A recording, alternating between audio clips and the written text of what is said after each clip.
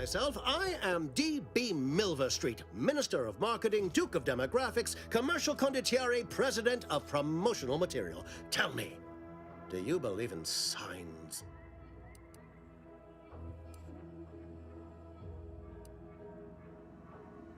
I sell to the gullible and impressionable. You, however, seem a mite too clever to buy what I'm peddling.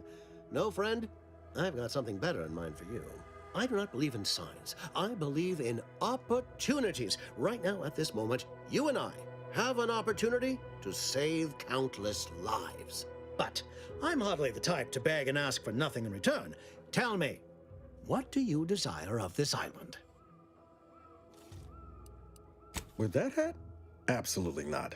Is this a bad time to mention I can read lips?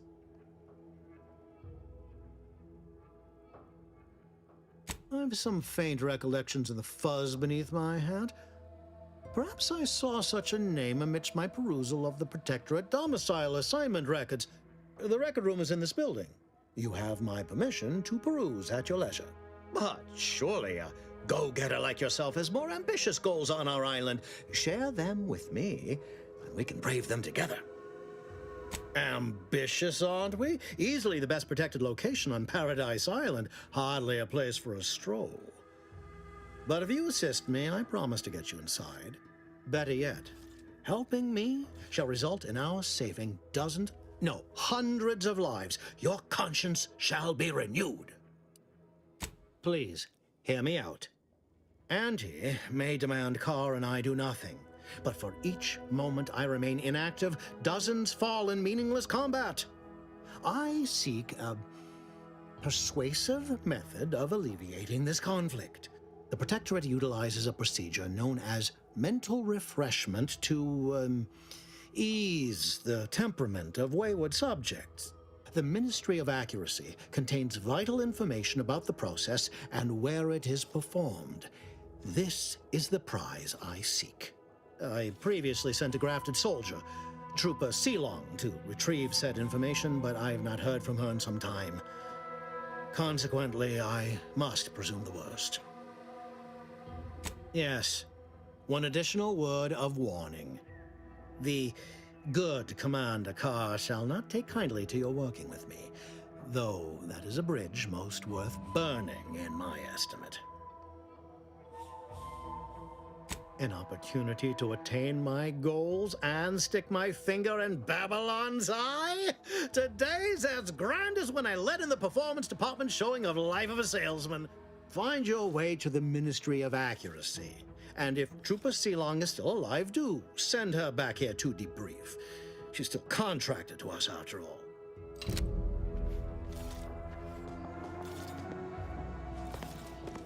Watch out for that Auntie Cleo. I know she don't look it, but she's more dangerous than she seems. Even the whole of Spacer's Choice couldn't outmaneuver her. Well, if it ain't D.B. Milverstreet's newest sycophant.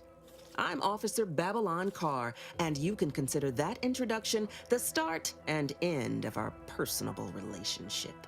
If you'd spoken with me like I suggested, mayhaps the two of us could bandy words, but you didn't. And taking sides with Milverstreet means I got no use for you.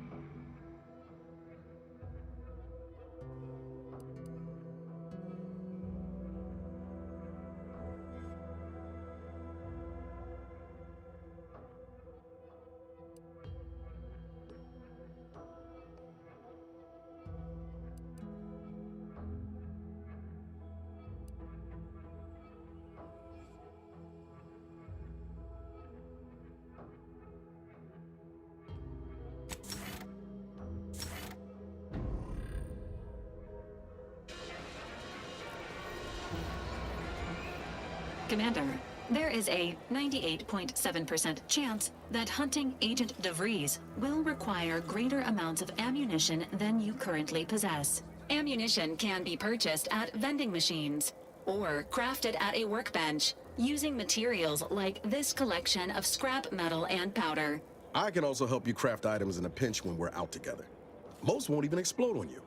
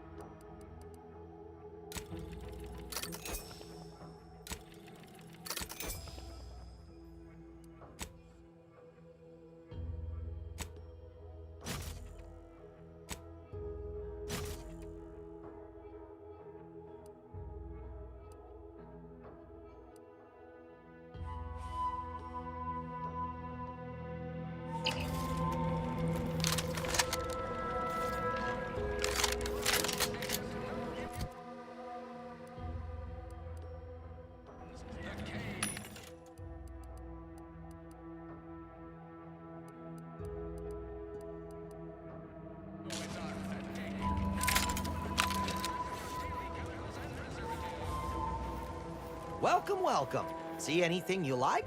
Well, if it isn't a new face in Fairfield. What I meant to say is that we now have the new improved Purple Berry Crunch.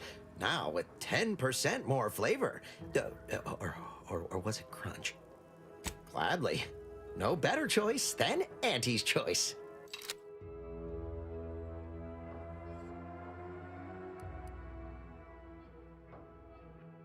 Welcome, welcome.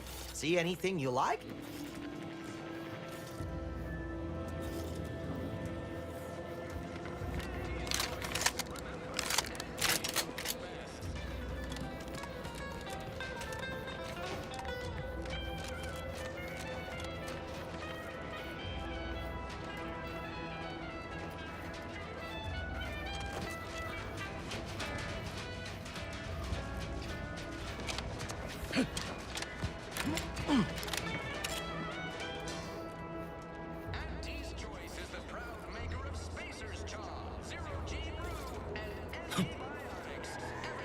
Ectoplasm. Wait. Nope. Just taro excrement.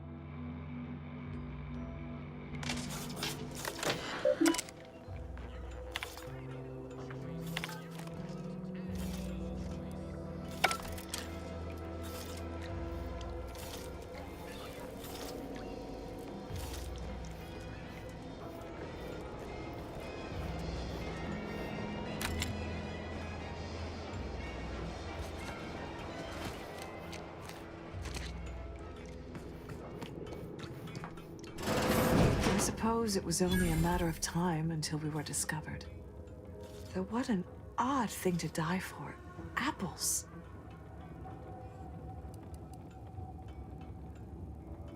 Is that not why you've come? Because you discovered our recent larceny at the greenhouse? How coincidental.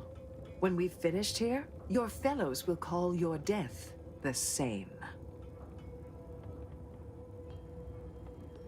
The greenhouse's stolen bounty offered a healthy alternative to gorging ourselves on that vending machine poison. Alas, I was spotted on 1 or 2 forays.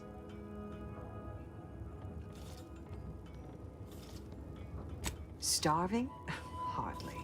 We have greater stores of strength than you suppose. This hunger is a momentary distraction, nothing more. If you are conniving for some concession of weakness, you will be a long time waiting. Enough! We know what is expected of us, and we have readied ourselves to meet death in all its personas. Have you? What the?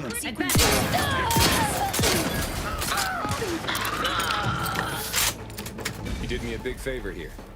I knew someone, or something, had been absconding with food from the greenhouse, but never in a million skips would I have guessed it were stowaways. Huh. Guess I had this mystery all wrong. A small part of me was hoping... Nah, never mind. It's downright foolish. I lost a friend in the invasion. A good friend. Thought maybe all this was her trying to send me a message of some kind. Like I said, foolish. She was. Yeah. Oh, that feels good to say aloud, even if it hurts too. Romantic entanglements ain't exactly encouraged between troopers, especially in the same division. Supposedly compromises our decision-making in the field. But I digress. Thanks for your help, and for listening to my languishments. Glad someone else might remember her now, too.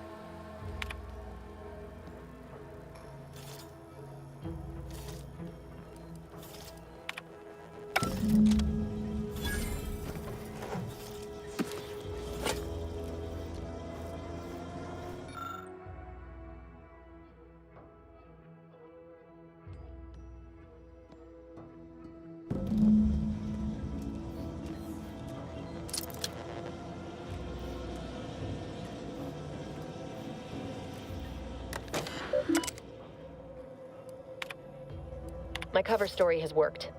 I am safely ensconced at the Vox station, assigned to the lowly Information Input and Retrieval Department. It seems a colony so certain of its absolute control over its subjects can be less than rigorous when it comes to security. I was able to easily widen out a space behind the walls of the main control room to establish my safe room, giving me unfettered access to the communication transfer conduits. I have hacked into their system downstream from the security protocols, so I am able to infiltrate their entire system with them being none the wiser.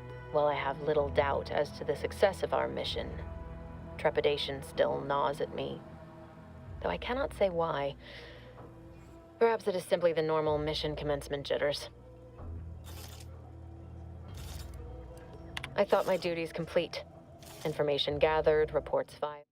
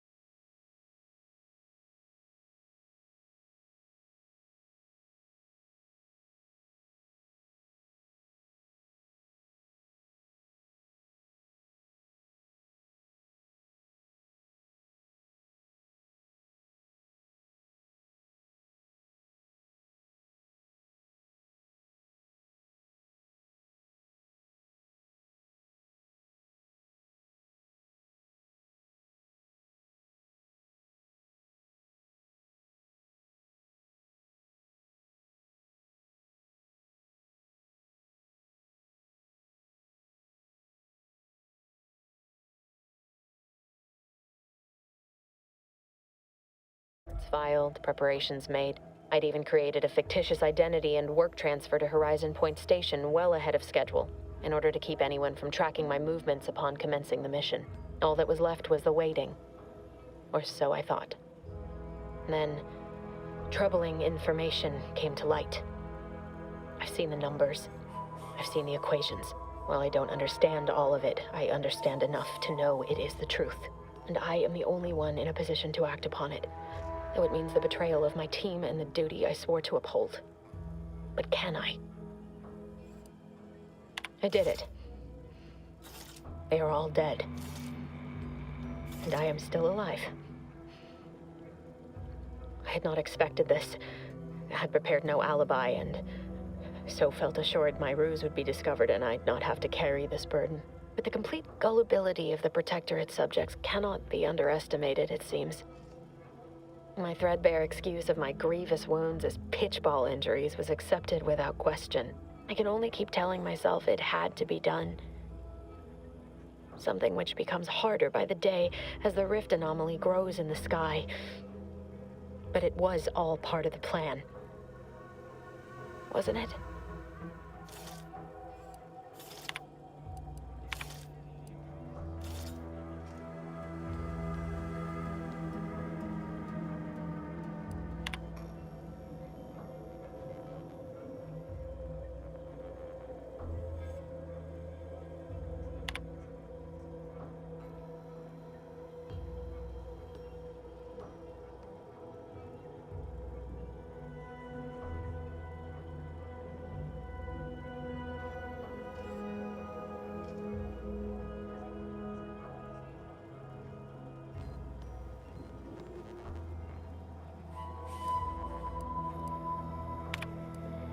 I can't believe this.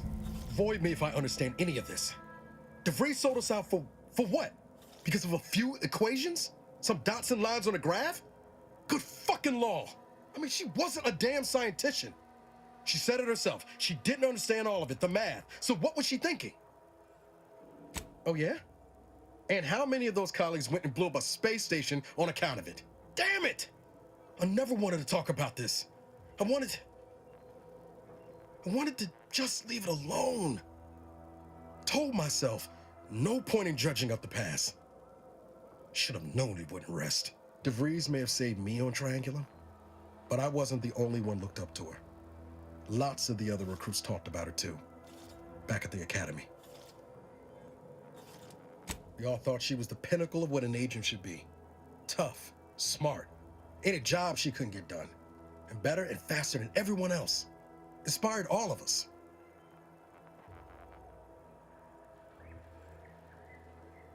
Reckon so. Some might embarrassing how much worship we all put on her name. You put a tool in my hand, I would have built monuments to her. Figured my own career could be just that. Doing for others what she done for me. Never imagined I'd actually get to work with her. Me, some nobody from Triangular. And then she betrayed us. Tried telling myself it was an accident, but now we've got the cold, hard proof it wasn't. Law only knows why she trusted the Order's numbers.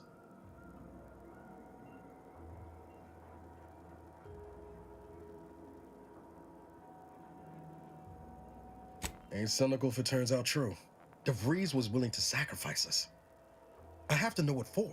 I mean, she always struck me as so pragmatic, real sensible-like. Never figured she'd go all in on predictions from a bunch of monks. Used to think they were good people trying to do right by their beliefs.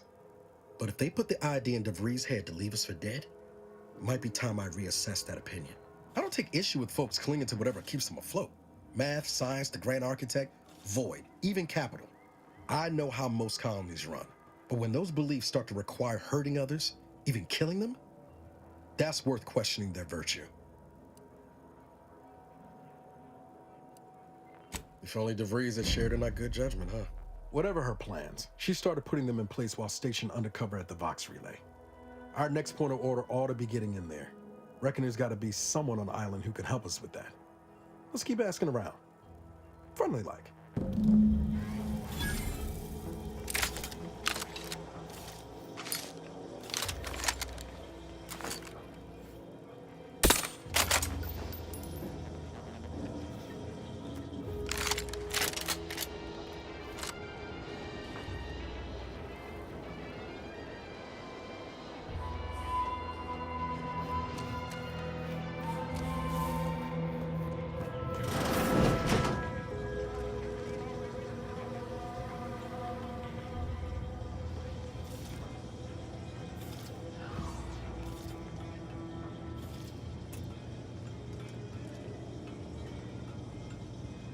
Juliana. Oh, my Juliana.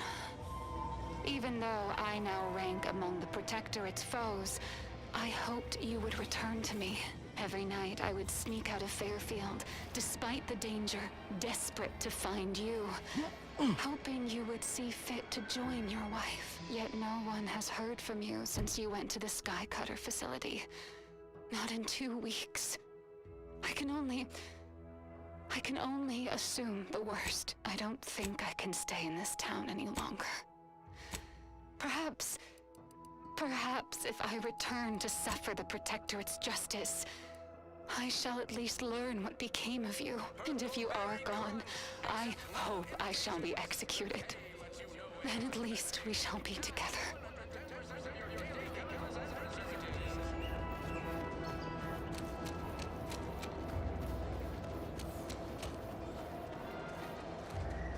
Keep them coming. I can do this all day.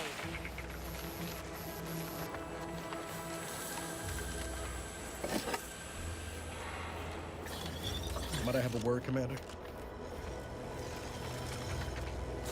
I know I've been pushing to find DeVries, so this might seem a bit of a left turn, but voided.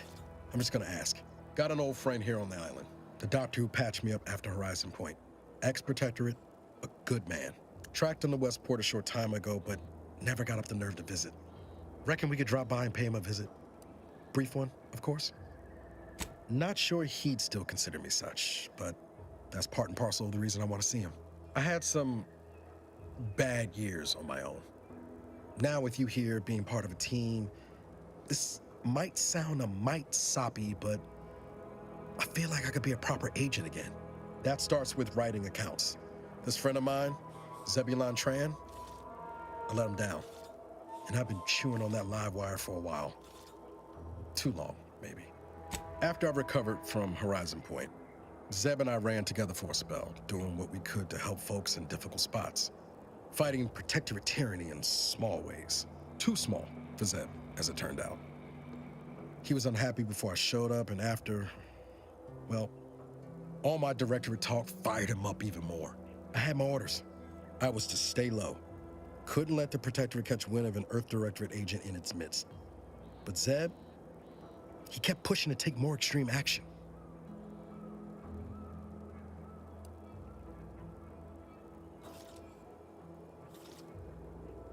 Resistance is a mite strong. It wasn't like he was part of some greater movement. He avoided speaking out of line, but he was already spinning up discontent by the time we met. I think I've given the wrong impression. For all his anger, it wasn't like Zeb was going around with a revolver, much as he might have wanted to. We mostly help folks avoid getting into trouble over minor infractions. Or tried to anyway. We worked hard. But the Arbiters and Sentinels, well, they worked harder. Often than not, our help only made targets of the folks whose lives we were trying to improve.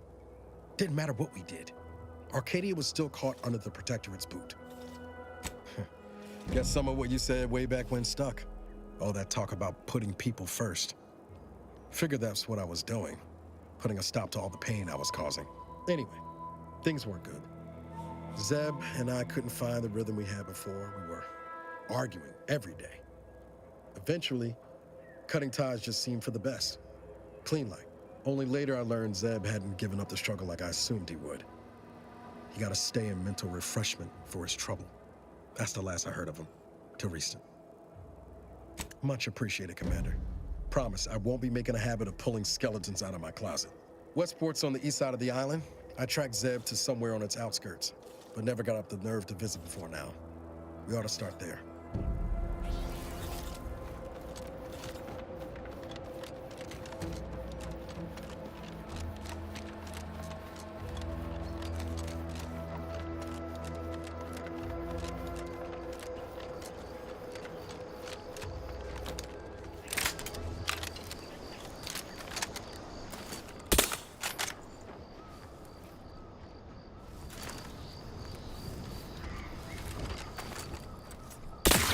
Enthusiastically neutralizing unfriendlies.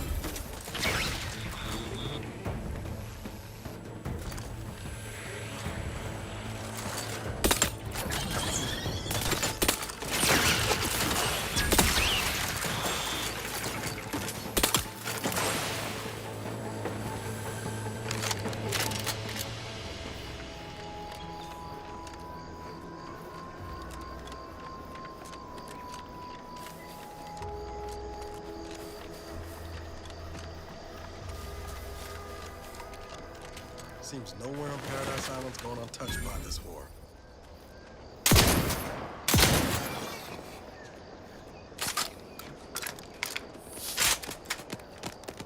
Engaging combat protocols.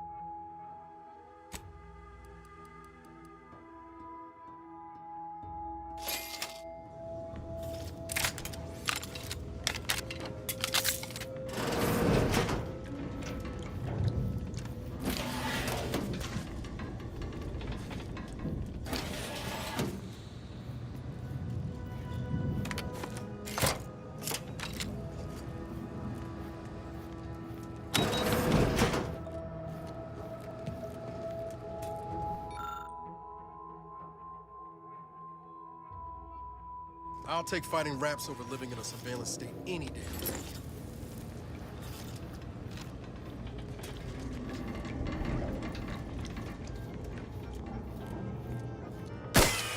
Entering a confrontational state.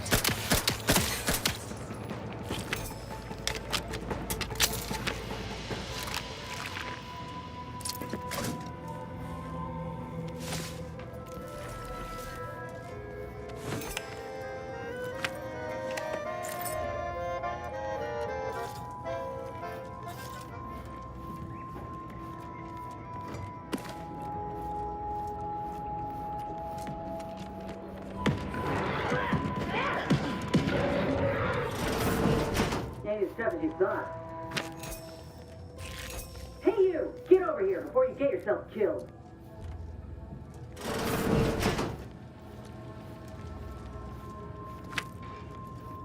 No, you ain't got what I need.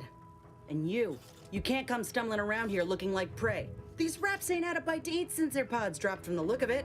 And a desperate rapt is a dangerous rapt. Yeah? Well, I'm Trooper Silong. Inez, former combat medic, Enhanced Soldier Division. Now just a menial troubleshooter who looks to have gotten her job swept out from under her. They're always counting me out. Every single one of them. And now, they ain't even letting me finish the jobs they send me on. Kinda making it hard to prove myself here. And this rep didn't even have anything that could help my graft. This whole thing's a wash. Sick of it. I know, I ain't blaming you. That's part of climbing the ladder. Ain't but one rung at the bottom, and everyone's keen to get a foothold. Can't exactly afford to be picky about the jobs that come my way neither. Considering my condition, options are limited. If you had, you'd know. Unless you're accustomed to seeing folk roaming around with exposed muscle fibers or stunted extra limbs on their backs. Sorry. Guess I'm just used to folks staring real hard and then steering clear. I'm considered a liability. My graph's all wrong. Most everyone else who got one passed or became permanently incapacitated. So they shuttered the program. It was a total failure. Everyone in Fairfield reckons my time will come soon too. But I'm still mostly upright. For now.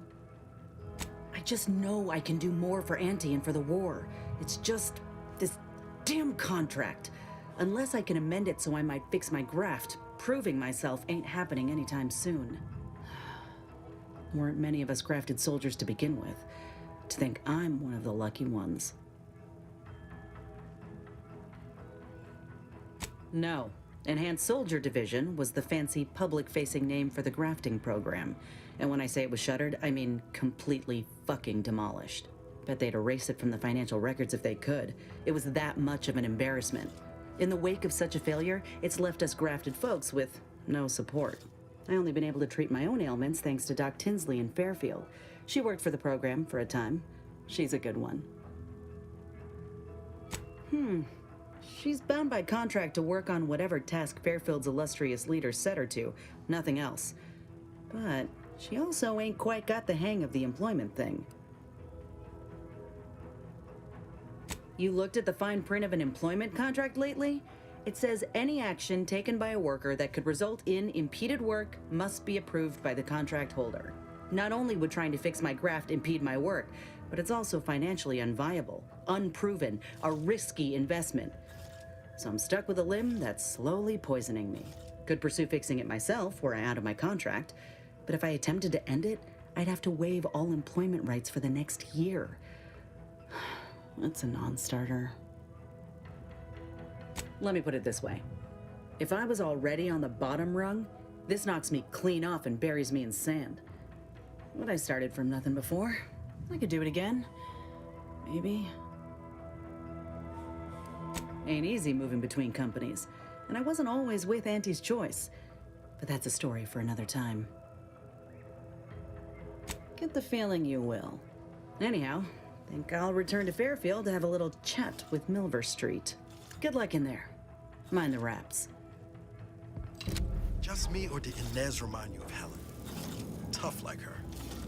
Shame she's with Auntie's choice.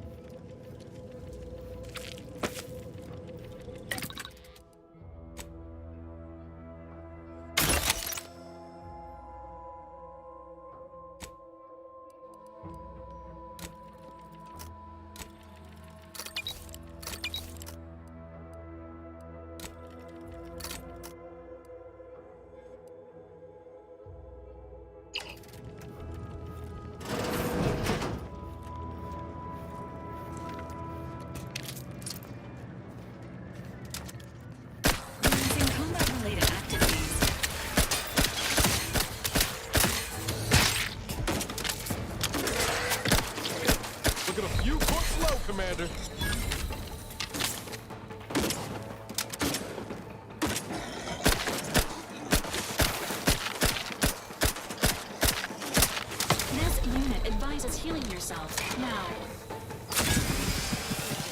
mind the hills.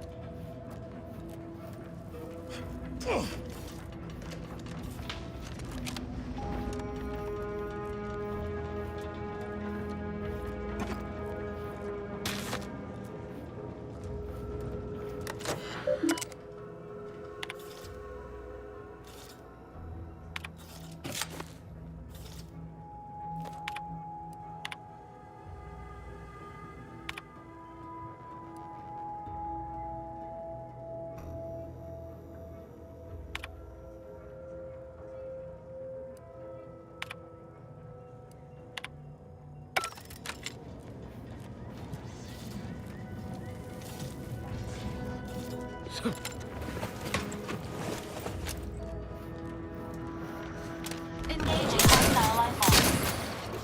Entering a confrontational stage. Have fallen below acceptable parameters.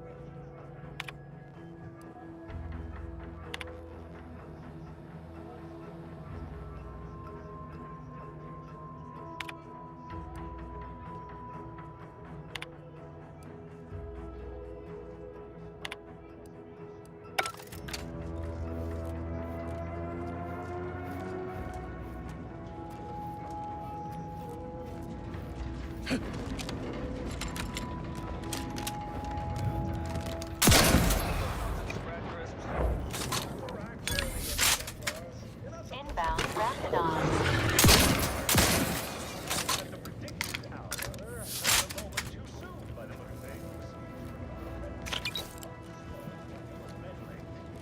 Monetary agreement with Auntie herself. Hey, you spy down in here. I'm the one who lured Red Cloak to Auntie's clutches and brokered this deal. It's a real win-win. Big payday for Auntie's choice, while the Order gets to study Red Cloak. See the effects of abundance of the human brain on Aunt.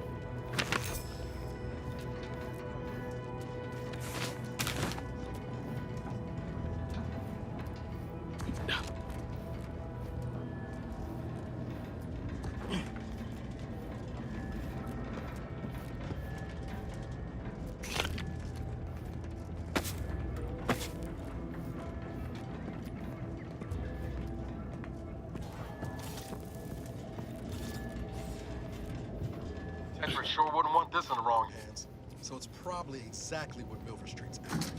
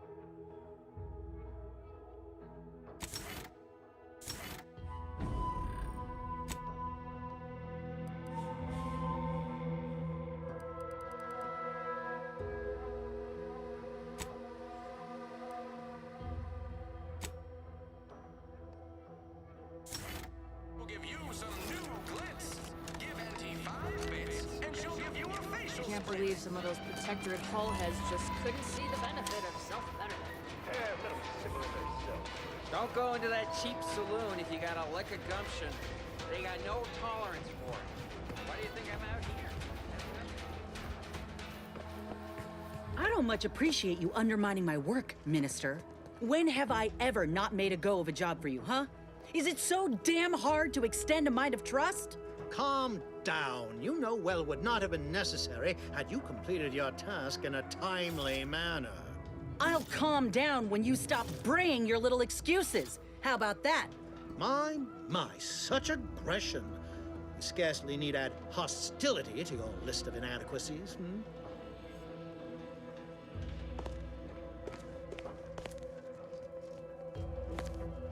Ain't so sure you want to work for this imbecile, friend. There's more menial jobs where that came from. Bad Trooper Sealong, no mind. The individuality encouraged by Auntie's choice sometimes inspires employees to speak out of turn. How has your progress been? Have you acquired what we discussed? Excellent! Pleased that someone in my employ can be relied upon. Here, have one of my finest suits as a token of thanks. May it aid in your capture of hearts and minds. Again, you gave away my job and told my replacement to send me home. That don't make me wayward, and it sure as shit don't make me unreliable. If this contract weren't staying my hand, I reckon you'd be answering to it right about now. You mean grant preferential treatment to a subpar contractor? And I suppose the bits for such a procedure shall simply manifest from the ether?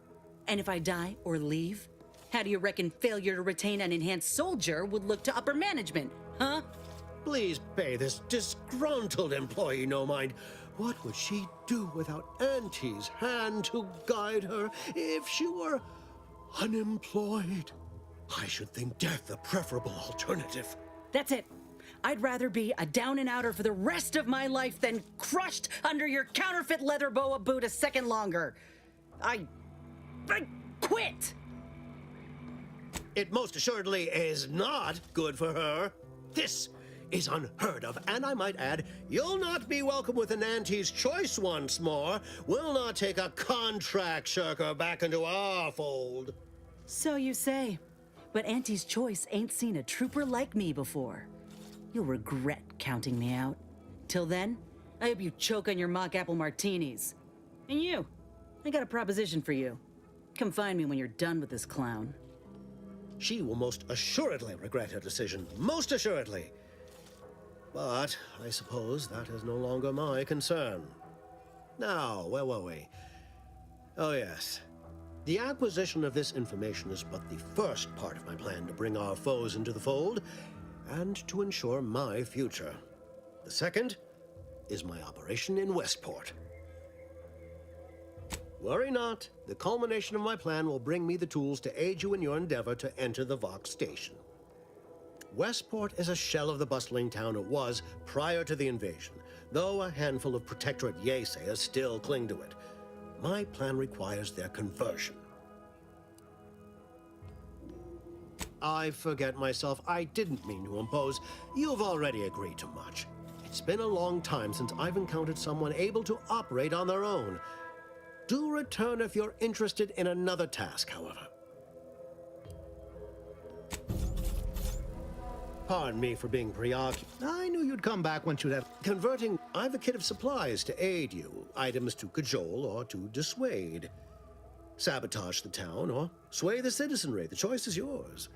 Should pose no trouble for a go-getter like you. Excellent. Here's the kit. Advertisement tapes, ambidextrine, assorted stimulants, free samples of Purple Berry Crunch, everything you need to wage war on the undecided mind. With that, I shall mark the locale. Begin with the vigilant Hogarth. Motivate him to depart, and his subjects will trot in file behind him woolly cow-like. Now, I'm sure you've asked yourself, for a task so involved, shall the reward be worthwhile? Well, wonder no longer. For the completion of this deed, I'm prepared to offer you an exact replica of my one-of-a-kind, limited production, gentle person's Oxonian. I don't think you understand. The reserve Oxonian is functionally identical to the one I wear. If anything, the replica is likely in better state. I've grown attached to this one and would prefer not to part with it. And really, is anything truly one of a kind? Not from the universal perspective. Very well. I can see you won't be swayed. You succeed in the conversion of Westport, and I will supply you my limited production gentle person's Oxonian. Then consider yourself officially deputized in the war to further innovation and the free market.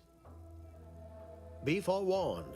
I can only guess at the needs of the denizens of Westport. You must engage with them, gauge their situation. Only then can you motivate them adequately. Do I look like Officer Carr to you? Guns.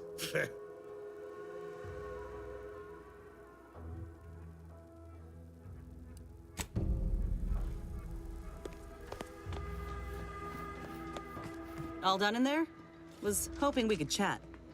Hope that little dust-up back there didn't put you off. My contract had me caged, and I was glad to get a few licks in during the jailbreak. Got a proposition.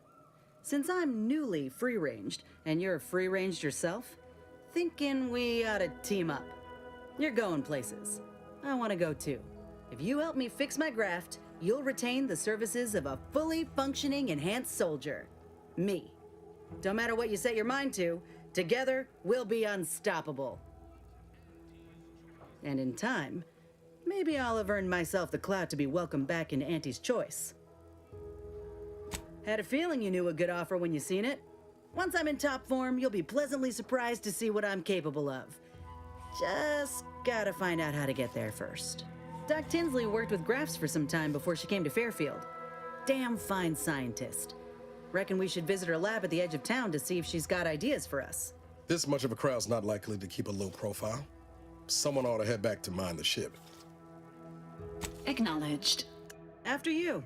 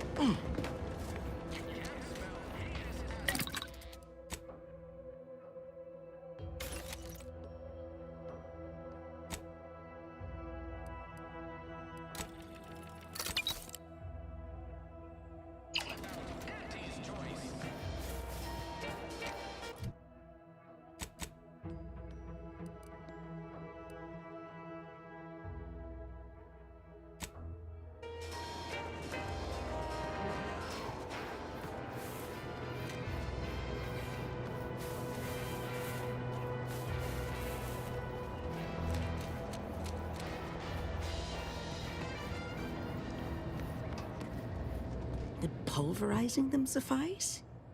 No, I couldn't liquefy them. Apply heat and congeal them into kibble no beast could resist. Oh, Ethel, darling, you're a genius. Approach with less haste next time, won't you? Copernicus may be tame, but he still doesn't take kindly to being startled. Oh, Inez, you look, well, like you could use an ice bath and a cup of newly formulated trip teas. Has something happened? Something has, all right. I ended my contract effective immediately. Now I'm free to prove myself to everyone in Auntie's Choice. My way. Well, that's wonderful news.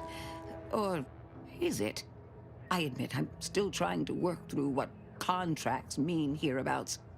But you do appear to be pleased, so I shall be pleased for you. That is not common knowledge in this town. But since Inez appears to trust you, I suppose I can do the same. Before I began my new illustrious career working with our tame, scarily friends here, I was a researcher in the Enhanced Soldier Division. Oh, I was on the verge of breakthrough when they shut us down. Oh, when I think of the lives I could have reached. But in my current role, I do try to help where I can. Where my own first aid training can't reach, Doc's got me covered. The graft knocked me on my ass for weeks when I first got it. But she nursed me back to health. Would if I could have done more.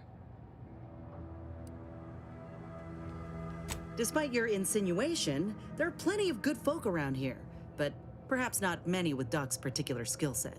I understand your reservation, but I do care deeply for all my patients. Inez has attested to it, and so can Copernicus here, when he is freshly fed. Where was I? Right. I have a lead, Inez. I've identified 2 viable beasts on this island that you may be compatible with, though it may not be easy to acquire the suitable specimens. The first candidate is the skeleton crabble. It has a rare form of albinism and was last spotted on the western coast by Protectorate scientists, who, unfortunately, went missing. I happened upon an old report of theirs along with a code used to operate their machinery. If their fate is what I suspect, the code may be of use to you. I heard rumors of the creature myself. Our skeleton sounds a good bit larger than the average crabble. Meaner and smarter, too.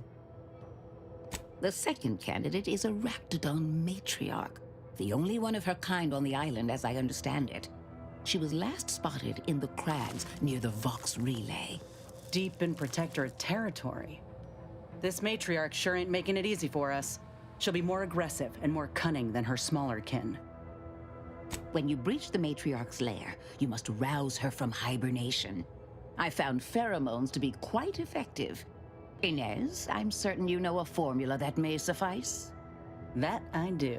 Excellent.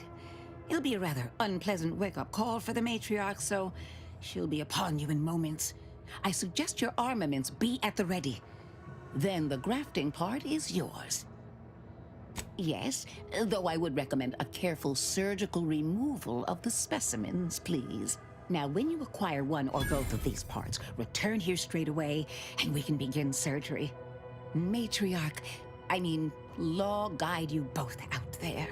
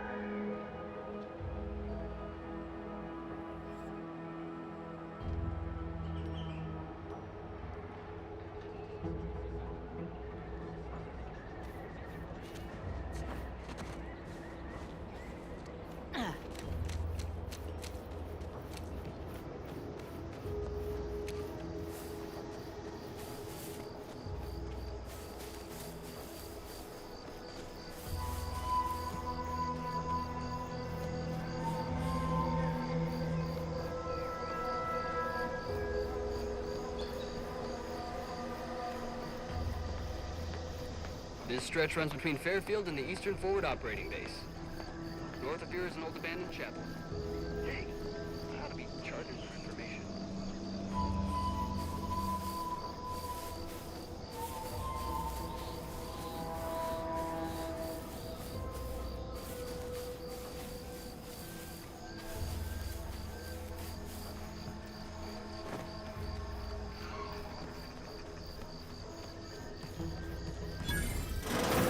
We're closed. Did you not hear me? This place is closed. No learning today about how everything happens according to the obscure calculus of an indecipherable plan.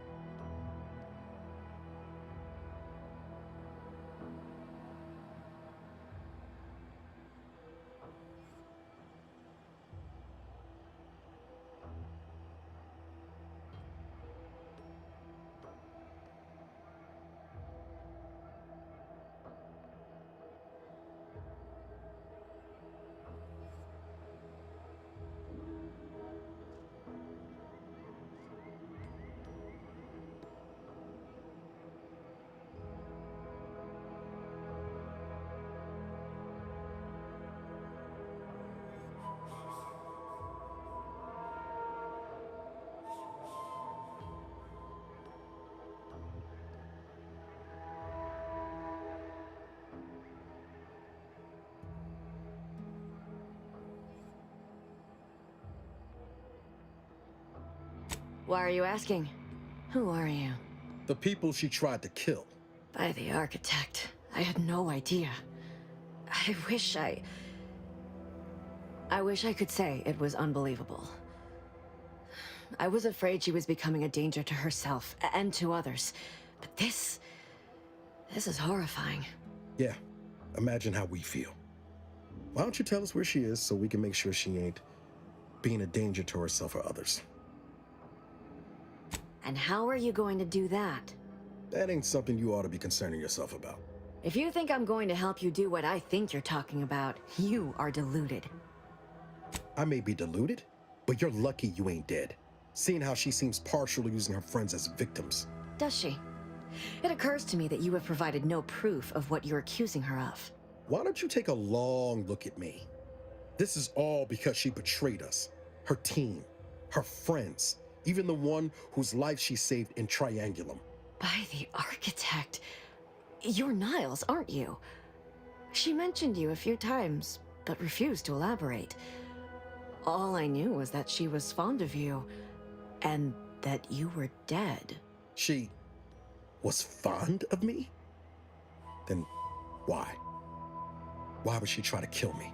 I can't say, but it may be one of the things she anguished over. An anguish I fear finally overwhelmed her, and could likely be what's driven her to her present course of action. I wish I knew. It's nothing good, I can tell you that. I haven't seen her since before the corporatists invaded the island.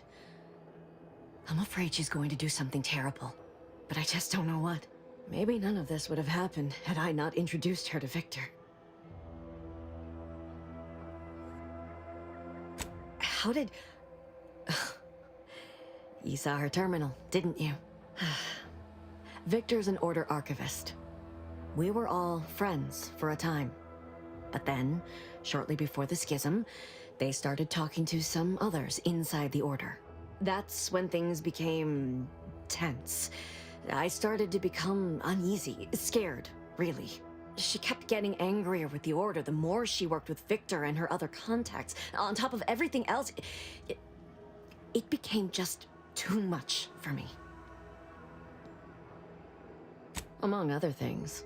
For some reason, she was obsessed with the cliffhanger ending of Chapter 6. It was the one where capitalist fanatics brought complete destruction upon Arcadia. But you know how it works. It was somehow miraculously saved at the beginning of the next chapter. It didn't matter to DeVries, though. She just kept going over it and over it. Would have talked to a Crabble about it if there was no one else to listen. That, and the invasion itself, set her mind to dark things. I begged her not to go down that road again. She was so agitated when I first met her. Must have been 7, going on 8 years ago now. She never slept, didn't talk to anyone if she could avoid it. After we became friends, she began to change. Still bothered her from time to time, but I thought it mostly behind her.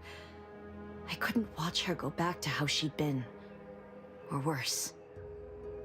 We became friends when she... well, she saved me. I'd said something without thinking. Must have been distracted. We all know to watch every last word we say.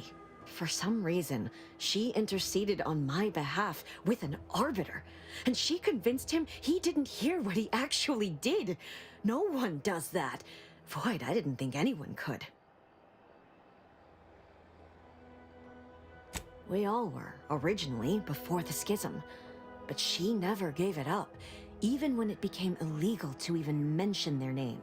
Which was surprising with how angry she seemed to be getting with them, even as she was deep into scheming with Victor and the others.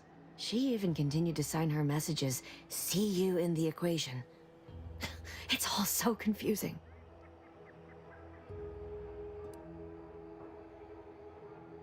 What do you mean? It was where she worked, one of the Protectorate's communications hubs. She didn't speak of it much, at least to me. She may have spoken to Victor about it. She ain't the only one. It's difficult to explain. She spoke about things in unfamiliar ways. I felt her words to be freeing, at first. But slowly, I began to feel unmoored, doubting everything I ever knew. She said learning the truth of things was worth it. But now I question whether her truth was just more of her penchant to sow chaos, no matter who may be caught in her schemes. Some days I wish I'd never listened to her at all. Others, I can't help but miss her. Even with everything. Know a little something about that too.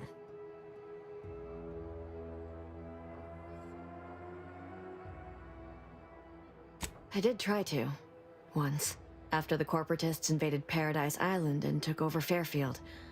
They seemed to let anyone in there. Some boisterous fellow even tried to recruit me.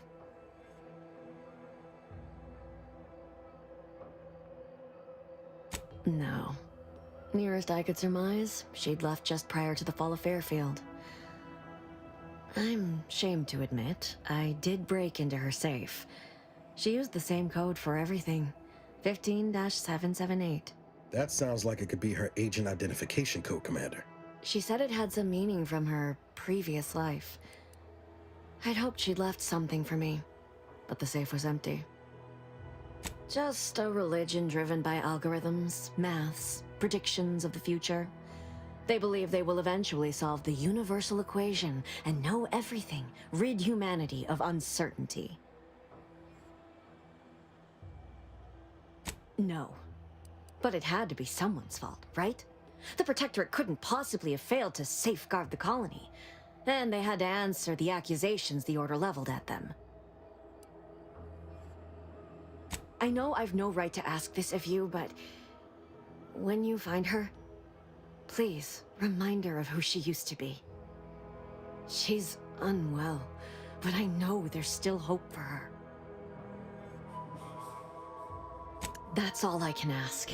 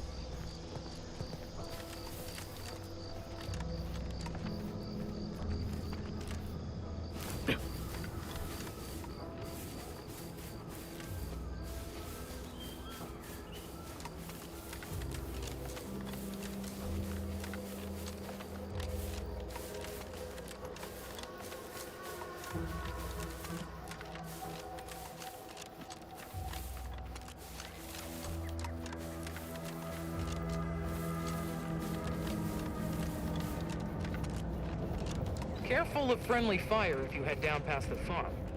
Last time we wandered past, they opened fire on us. A real code 472. Oh, great. A 472. Been a while since I had Scout to dodge bullet report. spray. Yes. Why are you pestering me? Do I look like middle management? Have a profitable day.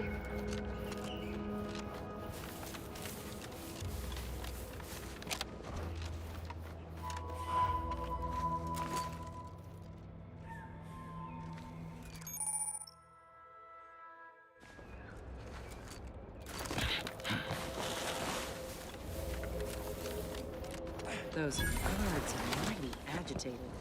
And some are wearing gas masks. Yeah, something ain't right here. We should be cautious.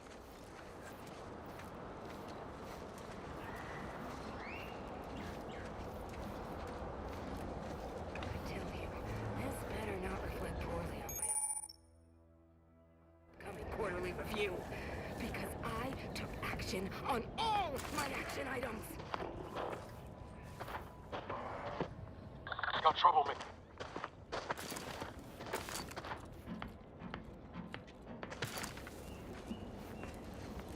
I still can't reckon how Slauson got kicked up the ladder before I did. All I get is more tasks, more pressure.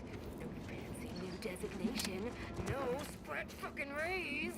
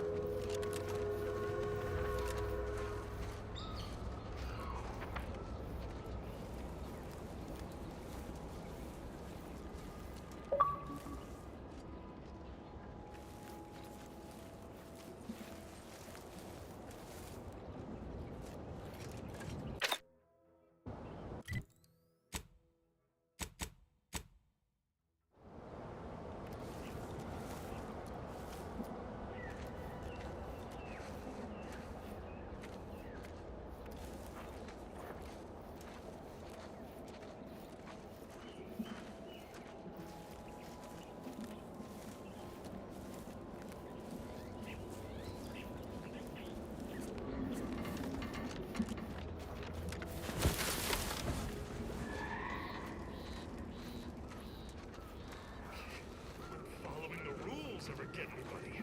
It's like the rules are just a guide for what not to get caught doing, huh? Oh, you too. That's concerning.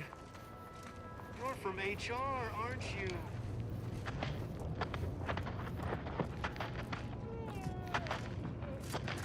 Why is this door open? Isn't this lab meant to be secure? Doesn't anyone else have standards in this place?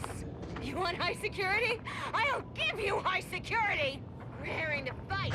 Got some bad company. Yeah!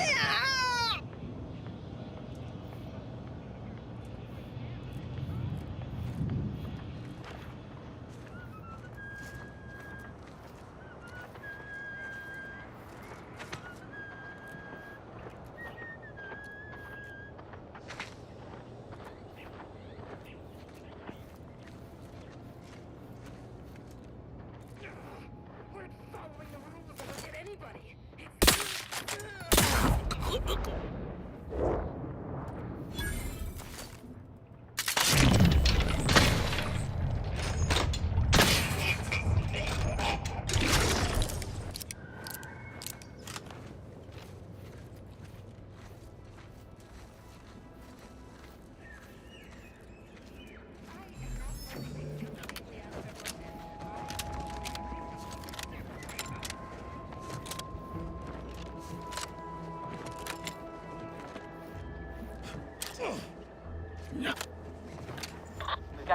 Commander. The unfriendly kind.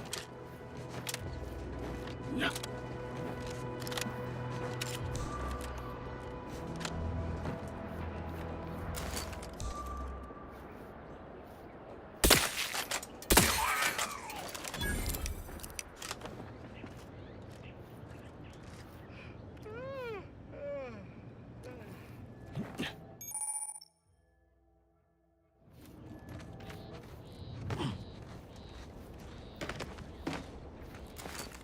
Let's see what I can hit the broadside of a freighter. I'm at it.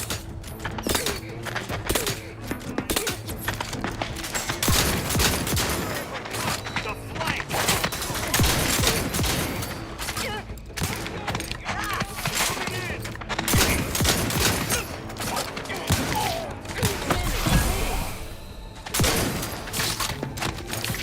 Get me in! Help me out!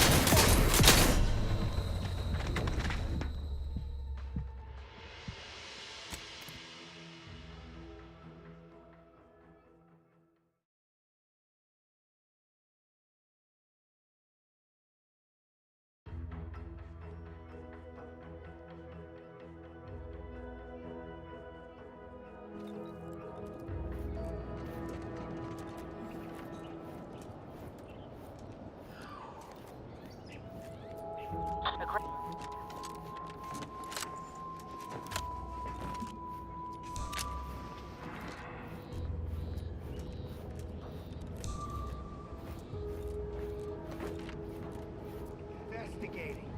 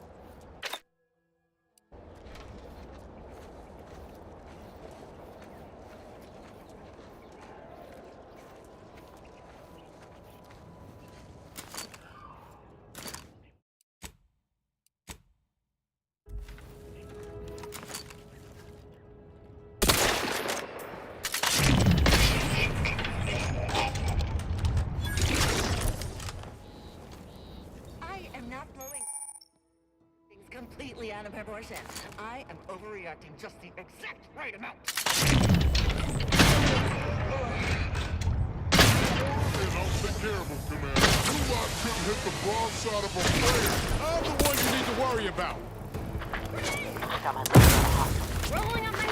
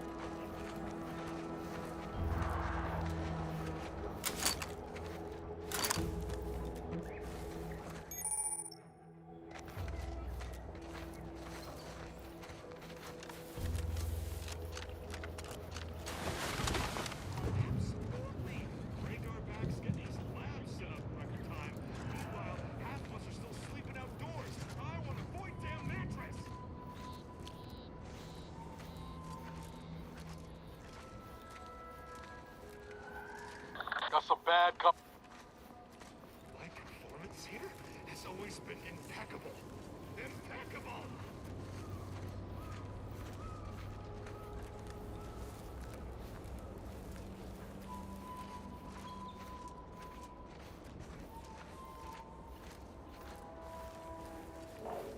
I'm not superfluous.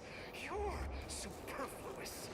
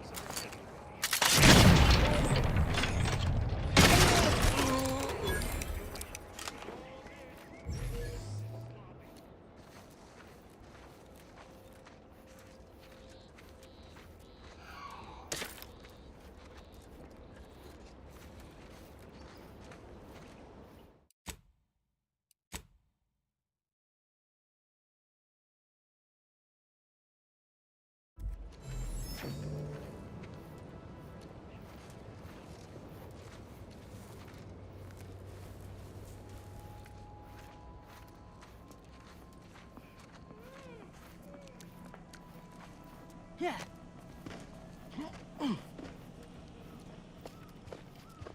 Hostile ahead. What's the play, Commander? Once I simmered down and looked around. Ready to take the heat off you, Commander. Just say when.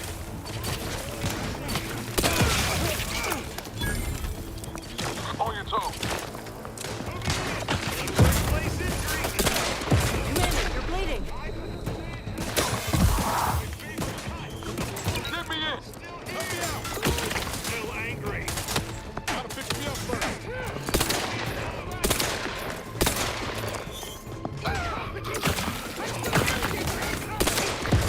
Commander, medics order.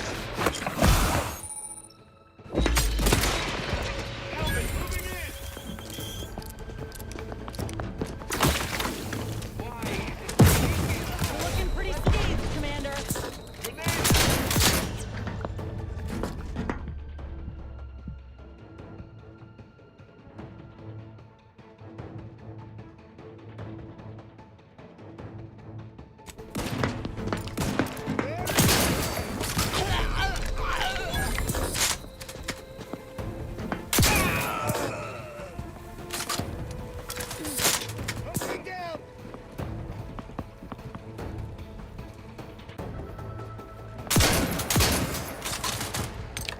Anyone else? Here, a medic?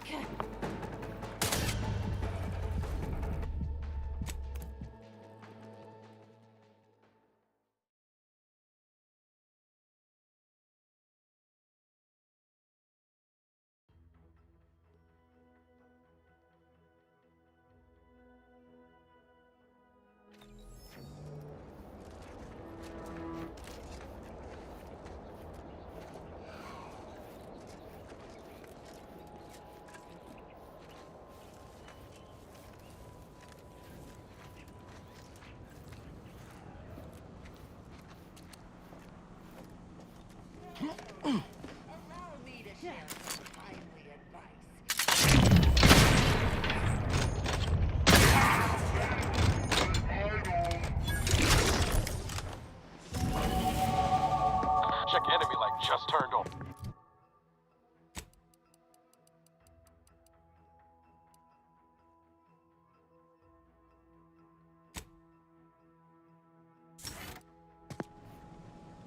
Prying into our research. Ugh. Heard something. Guns locked and loaded. Let's get this moving.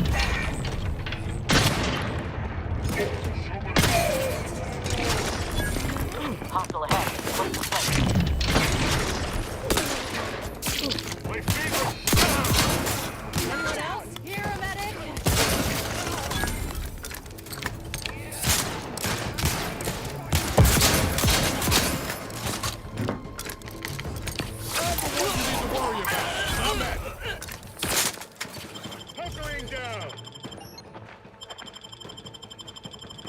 Back in business.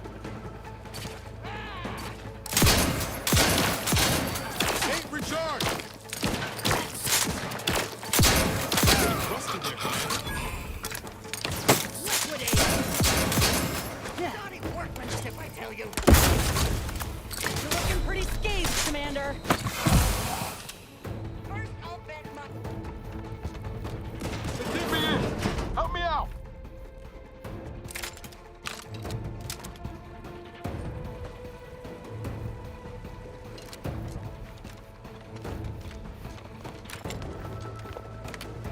Commander, you're bleeding. Commander Ledger. Me up. I'd do it for you. Back in business. Knew you... No trouble, man.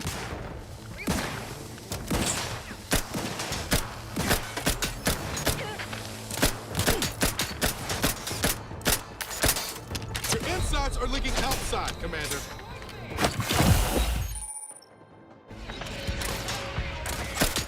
Not getting up without help, Commander. Lay low, Commander. Medic's ordered.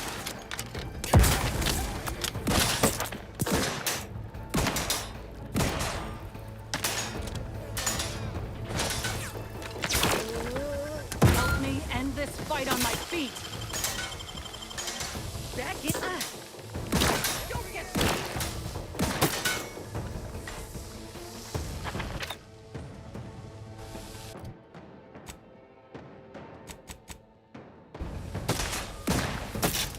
Hate to ask for help, but help.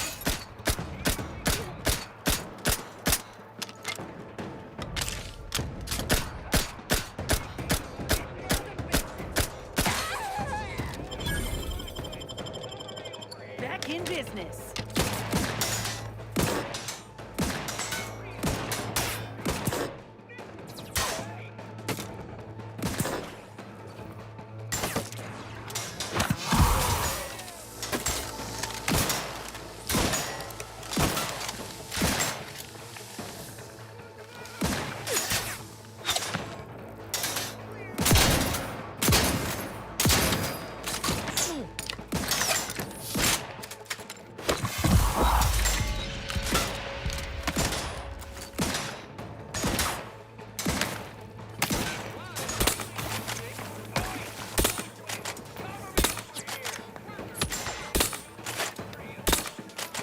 Vitals looking a mite marginal, Commander.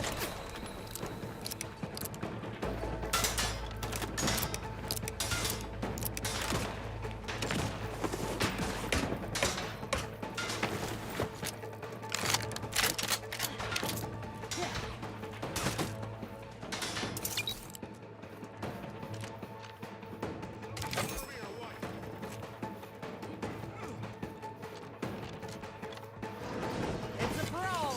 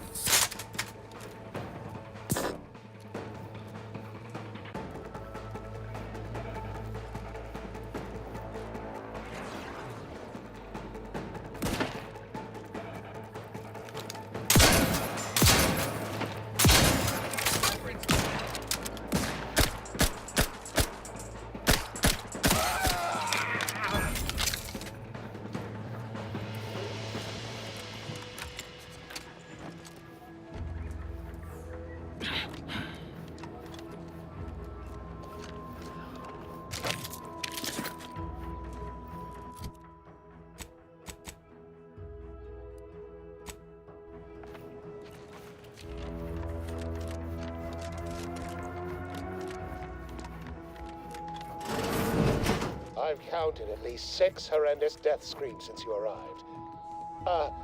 You must be affected as well. Could it be? You seem an honest-to-goodness rational human being, unhindered by bloodlust, unshackled from their basal ganglia. Well then, by the Loeffler Risk Intercession Act, under Outbreak Provision 5A, I hereby press you into service to aid me in our present crisis. I, Elmet Ormsby, Product Envisioner, Department of Proprietary Methodology and Audacious Advances, am your interim supervisor.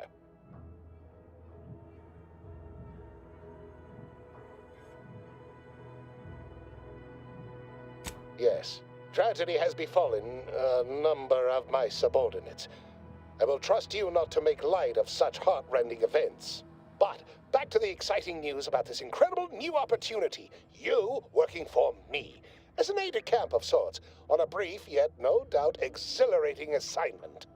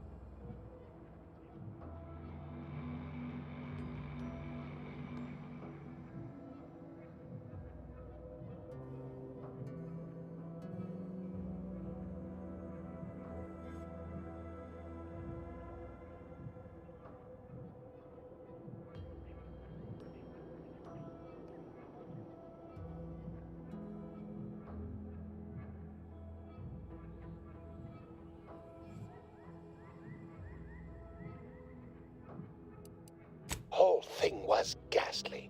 One of my assistants and I heard a loud noise. He left to investigate while I continued working on our experiment.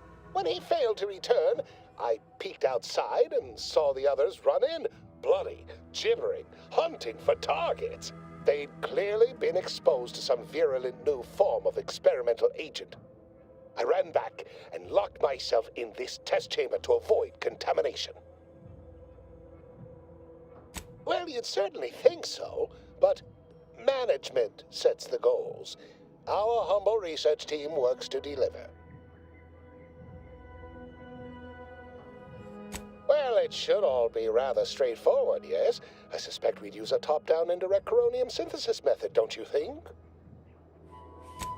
Oh dear. It's occurred to me this might benefit to some extent from medical training. Are you perhaps someone well-versed with pharmacological matters? Apologies. I do tend to assume everyone has a doctorate. No matter, if you are capable of following simple instructions, I'm sure I can guide you through it. Tremendous. Well then, before we roll up our sleeves and determine what's needed, any questions? We'll need two things: fresh samples of the red spores and the findings from the expedition that originally uncovered them. After that, an antidote should be possible in relatively short order, with your skilled assistance, of course. Spore samples may be taken from a red plant indigenous to an area of tall rock formations northwest of here, ingeniously referred to as the Red Spire. The research team's findings are on a terminal in another building on these same grounds, a satellite lab to this one, if you will. Once we have an antidote firmly in hand, we can save my remaining colleagues, so best not murder them all in the meantime.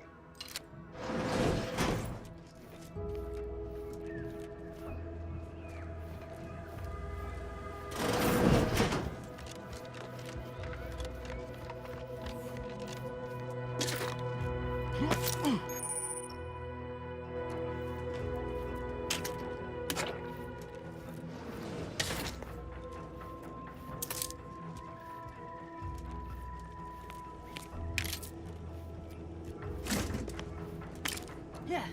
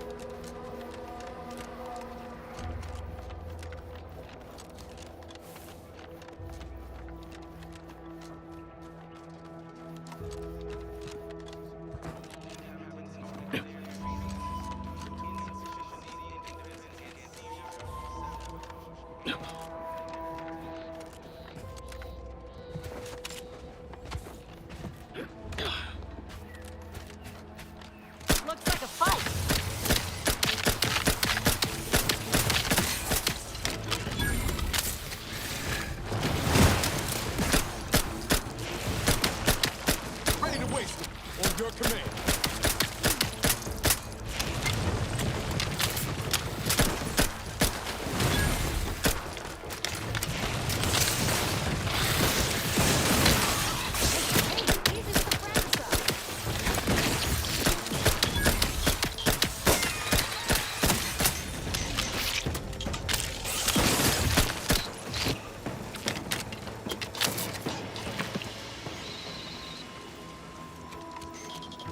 Let me handle this.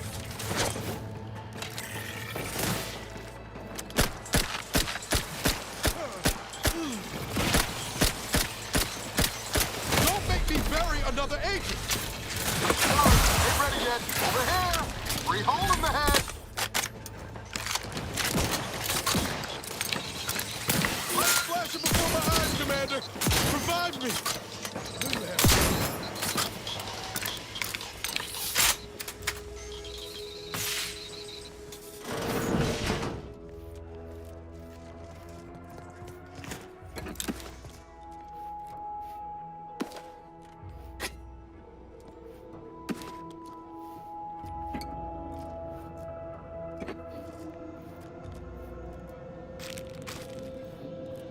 Can't wait, Commander. At least until we've talked with Zeb.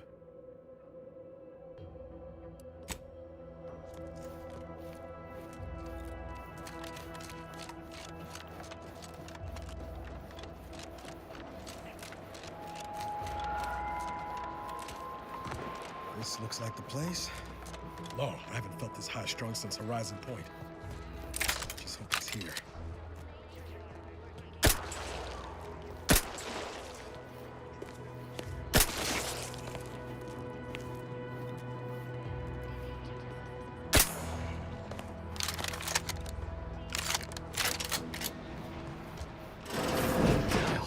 Howdy, Zeb. You look... well.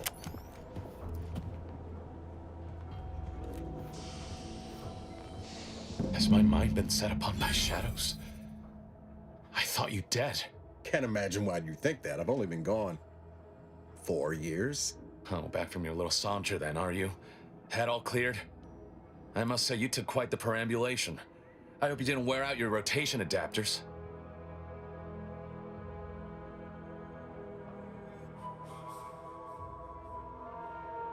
I didn't know. Didn't realize you would... What else was I to think? You disappeared, sent no word. Death was the best I could have hoped for you, given the alternatives. Let's not mince words. You ran from the cause, I stayed, and suffered for it. Now you turn up with this stranger. And who precisely are you? Another Earth Directorate cast-off?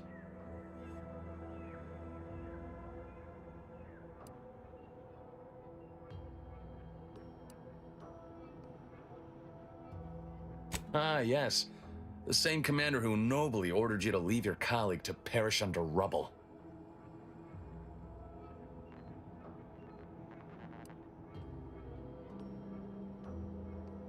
I know it, Commander. We all did the best we could on that mission. Perhaps my words were too pointed. It is difficult to erase the memory of how Niles came to me, half torn up, on the border between life and death. But that was years ago. So, you are keeping company these days. Just not mine. That would depend on what vision you have for Arcadia's future. Everyone seems to think they alone know what's best for this colony. Look, I'm not just here to gas you up with empty apologies. I want to set things right between us. Oh, now you want to help. Where were you when the war happened? Or when I was being carted off to mental refreshment? Where were you when I actually needed you? I know I let you down before, but give me a chance to earn back your trust. There must be something I can lend you a hand with. I know you haven't given up the fight. I haven't the time to patch your bleeding conscience, Niles. I'm in a situation that demands my full attention. It's Baines. My team's been caught. Pharaoh and March are dead. Protectorate are holding the rest for interrogation. A ship is inbound to take us off-world, to the Consul himself. I barely managed to evade capture. Damn it! It looks like the data went through, but there's something wrong with the connection. The cipher isn't transmitting... Found her! You there! Step away from that terminal at once! Audra! Fuck! I I knew something was wrong. What have you gotten yourself into here, Zeb? That was one of my operatives. I organized a mission to infiltrate the Vox to acquire valuable intelligence. But obviously, something's gone wrong. Without that cipher, the intelligence is worthless. But I'm more concerned about my people at the moment. If you're sincere in your desire to help, prove it. I am. Without question. Okay. If they're sending a ship, that means my people are being held on the Vox's landing pad. Use my call sign so they'll know you for an ally. I'm certain Niles remembers it. And do exercise discretion, as well as caution. The guards at the Vox won't hesitate to fire upon you, should you be discovered. Not to worry. This is exactly the sort of thing we're trained to handle. Yes, but the uniform doesn't stop bullets, as I'm sure you recall. Good thing we know a doctor then. Then let's hope the ship also takes its time arriving, and that my friend's pain threshold withstands any attempts to soften them up for the console.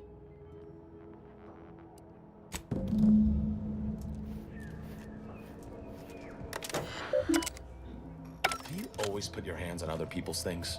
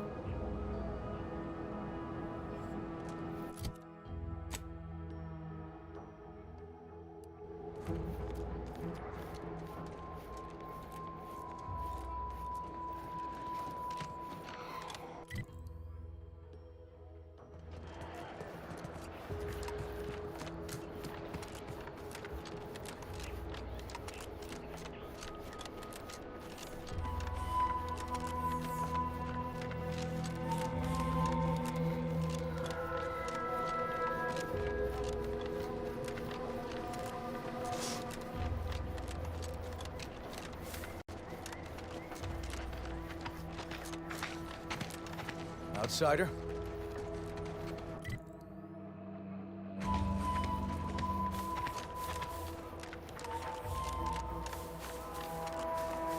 I get the sense you ain't too fond of Auntie's choice.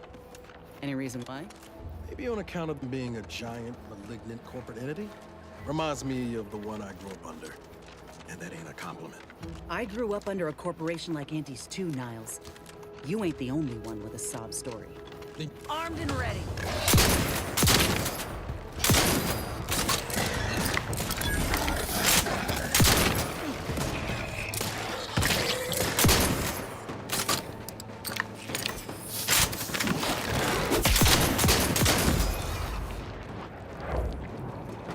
Finally, we can get back to... Looking low on ammo there, Commander. I could help you whip something up.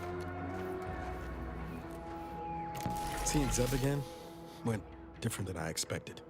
Not that I had high hopes for tears and confetti, but damn. That's appreciated, Commander. Maybe I ought to apologize straight away. But I'm not convinced I did the wrong thing, leaving. Had I stayed, who knows? Likely I'd have gotten us both killed. Let's just say my ambitions were bigger than my talents after I recovered from Horizon Point. Still believed I could change the world back then. Anyway, I appreciate the check-in, Commander. Was there anything else you needed? Sure. Always happy to tool around for a bit. What did you have in mind?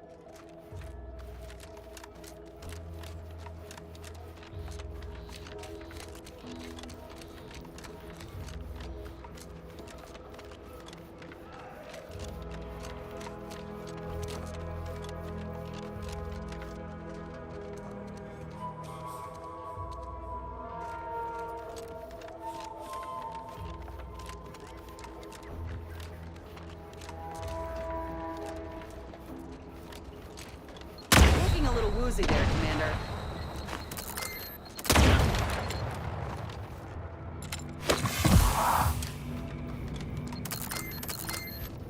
Lay low, Commander.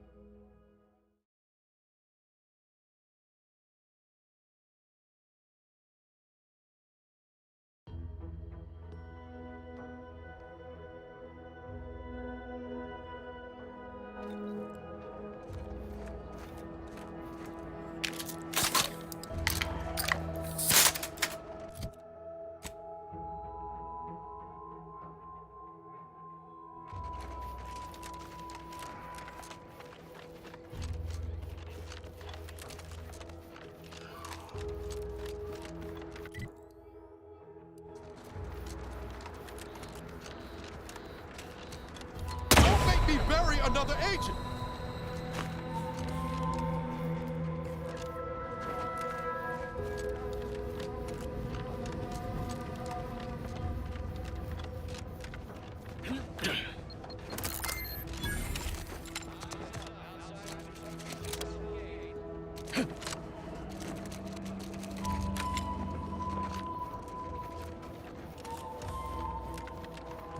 You there! Keep your hand... Halt! What's an Auntie's choice monstrosity doing here? Have you come to spy? So confusion and disruption, I'll not have it. Good, 'cause I ain't bringing it. Though if you're that desperate to test my patience, by all means, keep it up. Patience. As if you infiltrators possess as much, feverishly raising our lands wherever you go. You are fortunate that I've been ordered not to open fire unless fired upon. They never listen to sound advice, do they? Some folk are dead set on going their way, even if it's straight out an airlock. I will not suffer an outsider to trespass and trample further through our lands. Turn back from this bridge now, lest my ever-depleting prudence be spent. If you are not a loyal Protectorate subject, you will not cross this bridge. Be grateful I do not judge with such haste as my superior to the north, Brigadier Montelli. He's been fervent of late, looking for any Protectorate subjects who have displayed disloyalty in his estimation. Indeed, though once this was the accepted order in which we handled matters, now, well, any associations with wrongdoers results in swift execution. That has, unfortunately, put many folk in his sights, myself included. And so we wait for the proverbial axe to fall. You actually believe you can contend with him. You are mistaken. He'll cut you open gleefully, then issue you demerits for bleeding on the floor. And you also have no business at the relay, as far as I can surmise.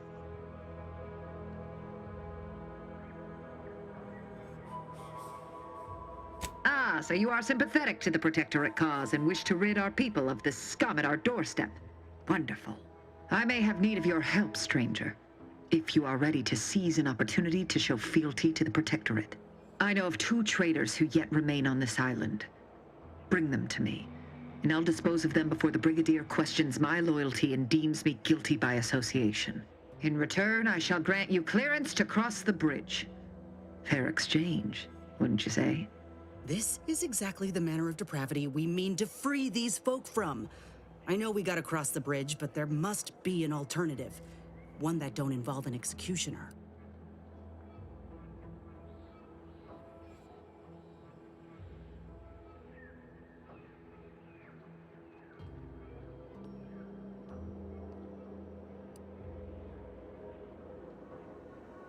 No.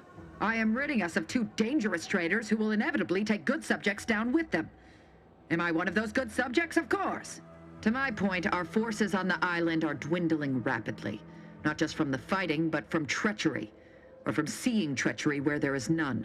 I am seeking to preserve our forces by punishing the true wrongdoers. After all, it is rather impossible to uphold one's sovereign-given duties if one is deceased. Now, will you accept my offer, or will you finally get out of my sight? I commend you for your eager interest. I think two traitors in particular. First is Ida Rutledge, a worker at Spire Grove. I once had utmost respect for her. We were... oh, damn it all, we were friends. When the Grove went silent during the invasion, I assumed she'd fought to the death as any subject would. But reportedly, she's not only failed to die, but is also teaching the enemy soldiers how to use the equipment.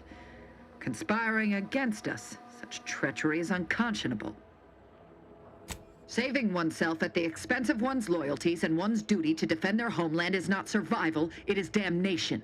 Never would I have imagined she would spit in the face of all our values. What I do is for the greater glory of Arcadia, not for my own selfish interests. Know this, I am an instrument of the Protectorate, and so shall you be. With that matter sorted, I simply require the second traitor in hand, Charlton Weintraut of Westport. It should not escape your notice that we share the same surname. He too failed to die defending his home during the invasion alongside the other residents of Westport. They'll be seen to in time. But Charlton, well, I must deal with him personally. Oh, how I anticipate wiping that smug expression off his face. Are these orders clear? An outrageous notion. Fairfield was never my jurisdiction, and its stewards died valiantly in its defense. They did not submit to the enemy. And look here, the bridge stands. I am through justifying myself. Bring me the traitors we discussed if you wish to cross the bridge. But beware if you step out of line. Other subjects may not be so generous with their deal-making as I. Farewell.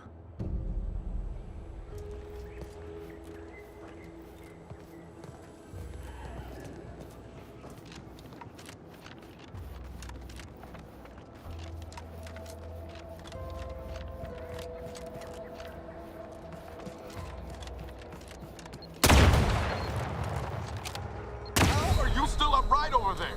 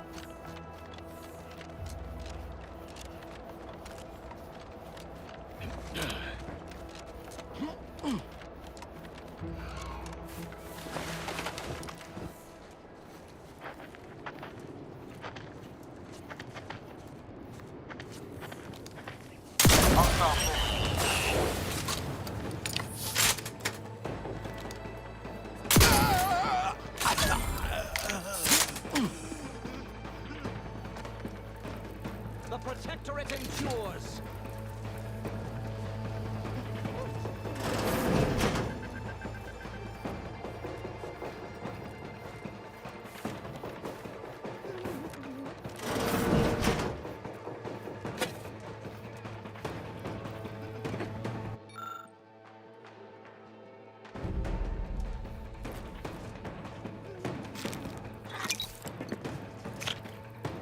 Ready to take the heat off you, Commander. Just say when.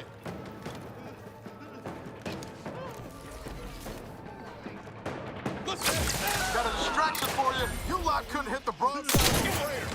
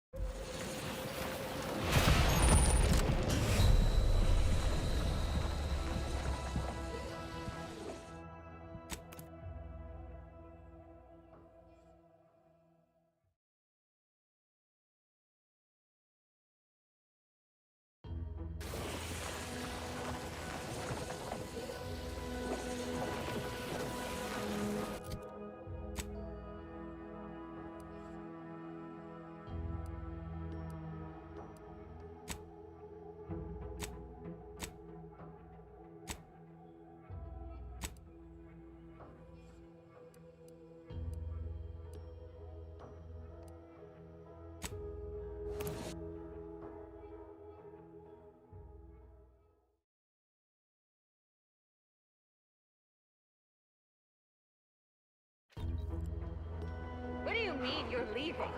Shift's over. I have a life outside this place, you know. A life? Outside our lab? No. Audacious advances requires commitment. Absolute commitment! Commencing termination.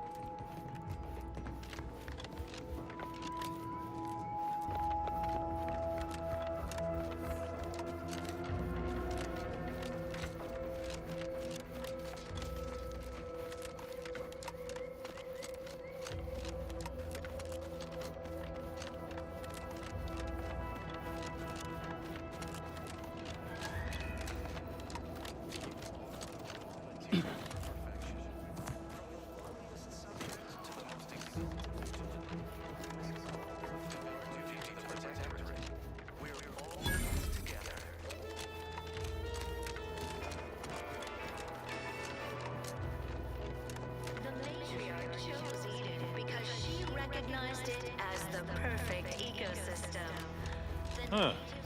Well, at least it's not shooting the water anymore. Rich natural resources represent a fascinatingly complex The matriarch and sovereign appeared right out of the aether, just as I imagine our proud sentinels do. Like, here I am, your innermost thoughts are known to me, and nobody once hears from you again. Caught me reciting passages from a beacon to the cosmos, illustrating my steadfast fidelity. All subjects prosper under the guidance of our beneficent ruler, the sovereign. That part always hits me directly. To quote my personal log, an essential passage, rightful and true. Charlton Weintrott. Me? Moved to Fair? Why, even if it was still held by our proud protectorate, I've been assigned here. Everything is in its proper place within the paradigm. Would a true ally speak so plainly, or coolly remark with some cryptic double entendre? Straight talk seems more the province of hidden agents, savvily angling to trick somebody. If you were a sentinel, or in some sentinel-adjacent role, I'd of course be honored to have you inspect my belongings. Unfortunately, my house is currently besieged by Crabbles. In any case, back to it. Mental refreshment centers are there to help you. The Outlander I spoke with before. What brings you... Did I? Not again. Oh, this? It's a birthmark, skin condition, both, about which I am rather sensitive, thank you very kindly. Record states as follows. All inhabitants... Say, you are every bit you seem, yes? Thoroughly on the up and up and in no way a hidden agent? It is widely known that a sentinel is required to stand revealed before rendering judgment. Why, a plot point about that featured prominently in the latest episode of Red Cloak. Of course you believe everything on the Aether Wave. I guess it would be stranger if you didn't swallow the propaganda, even if it does take some heavy dramatic license. Everyone knows the paradigm. Say now, no need to get tough. You saw through my ruse, fine. Others in Westport fail to perceive my true nature. I am hardly one of the herd around here. A reference you'll no doubt recognize from those keen Auntie's Choice commercials. Individualism ran rampant.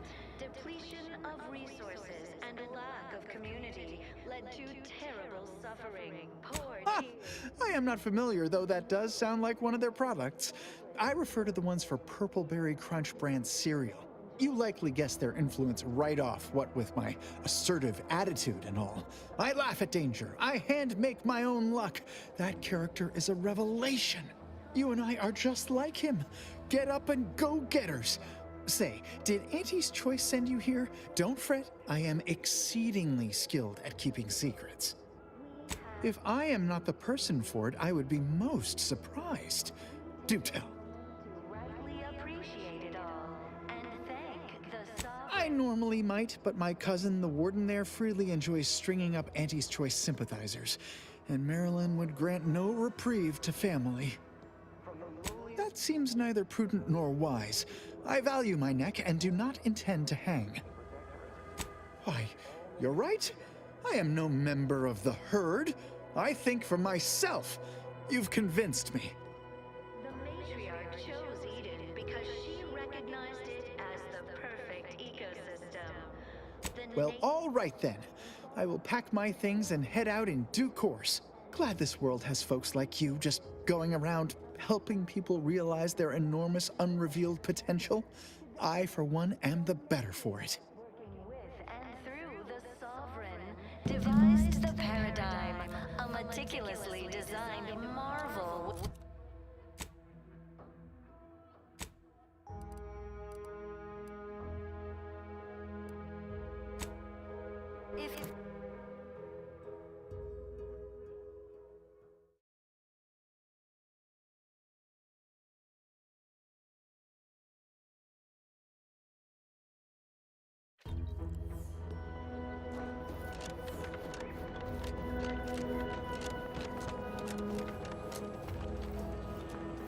You've brought me my poor, hapless cousin.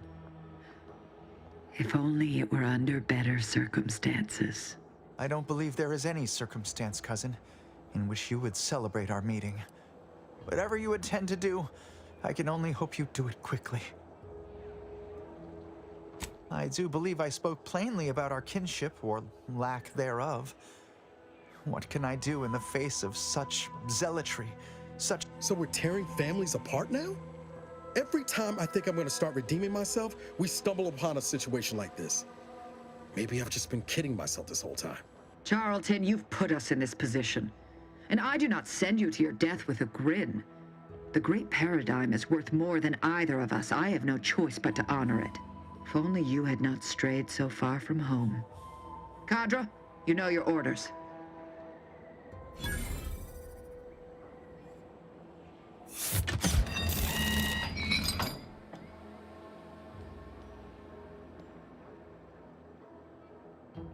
Now then, have you any word of Ida? Do hurry. I might remind you that I am on increasingly borrowed time. I worry Zeb's in over his head with all of this. Good thing we showed up when we did.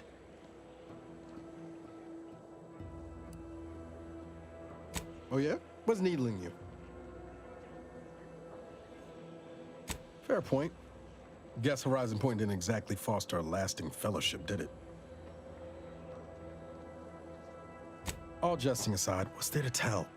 Spent the first year getting back up on my feet, literally. Been mostly laying low since then, maintaining my cover. Before the invasion, at least, the Earth Directorate still needed someone to watch the colony, and I had 2 working lamps. Not always. Went a couple of stretches there on low power to avoid detection from Protectorate patrols. I usually shut her down for a few cycles then. The way you're gawping at me right now makes me think I answered that question wrong. I appreciate the concern. Won't lie, had some hard years. Got caught up in a few lost causes, the particulars of which I'd rather not go into now, if it's all the same. I found you. Oh, and Val's been stalling less since I patched her acclimator. Ship doesn't smell anymore. That's about it. Spratwurst. I was trying to teach myself some new skills in the galley. Val got it into her hardware. I needed a hobby. I figured Spratwurst ain't an easy meal to mess up. Well, I learned about 20 ways how not to fix a worst. Like most colonies, good people being ground down from above.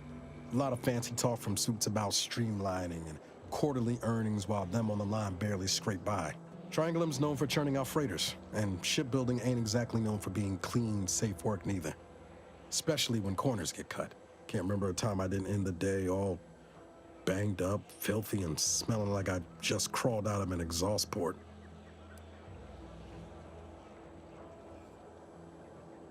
It was hard work, sure. But there was something special about seeing one of them long haulers fire up her engines for the first time and knowing you had a hand in her construction. Funny thing was, I wasn't even an engineer back then. But I wanted to learn, so I paid attention. Too good of attention, as it turned out. I was working late one evening and overheard something I shouldn't have. Some bigwigs exchanging inside information that would have cost the corporation a pretty bit. A day later, I was being accused of corporate espionage. Didn't want to bring any heat down on anyone else, so I went on the run before the first jackboot showed up at my door.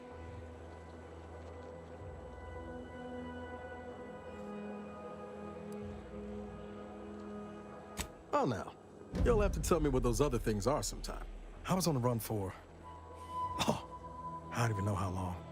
The days sort of bled into one another. I started losing hope of things ever changing for the better. Then, the Earth Directorate showed up. They liberated Triangulum, pulling me and the rest of the colony out from under the corporate boot. Joining up after that just made sense. I could ask you the same thing.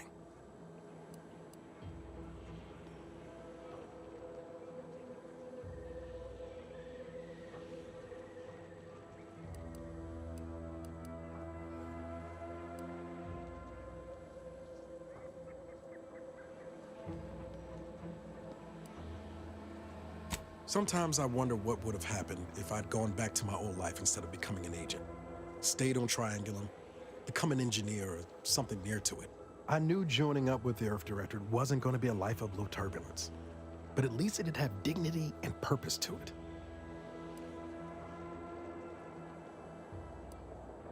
Not much dignity in having your limbs blown off. Sorry, that was blunt. I just get tired of talking around it, you know? But back to your initial question, do I regret becoming an agent? Yeah, some days. But then there's days like the one when I found you, and well, not much to regret there. Only thing I know for sure is my opinion today is colored by more than just the rosy tint of a low-run kid looking up at the stars. Life's not fair, but it keeps on. Yeah, I sure came by that wisdom, honest. My folks shuffled off the motor coil when I was little. Assembly line accident. Got passed between some distant relations for a few years. They tried their best. Weren't cruel or nothing, but life on Triangulum was tough. And they had their own families to worry about, you know? I didn't like feeling like I was adding to their burden, so I struck out on my own just as soon as I could. And well, you know how that turned out. Yeah. Thoughts crossed my mind over the years, especially when it was just me and Val. I wish I spent more time with her when I had the chance. No point missing something you're never getting back, though. That's either hope or foolishness, Commander, and I can't tell which. Even if we survive the rift, 10 years is a long time to be gone. No word. They probably figure I'm dead. But void it all. Now you got me thinking about it. How about this? We ever make it out of this system, I'll take you back to Triangulum, make the introductions myself. Deal? Oh yeah. They're gonna get a real charge out of you.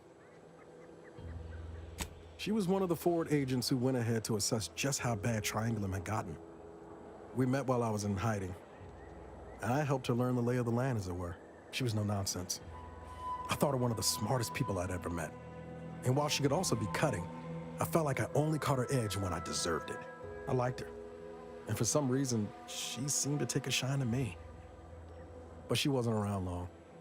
By the time I officially joined up, she'd already moved on to the next mission. Sure was. Kept hoping I might run into her during training. But now I know she was busy turning her coat here in Arcadia. I've got time.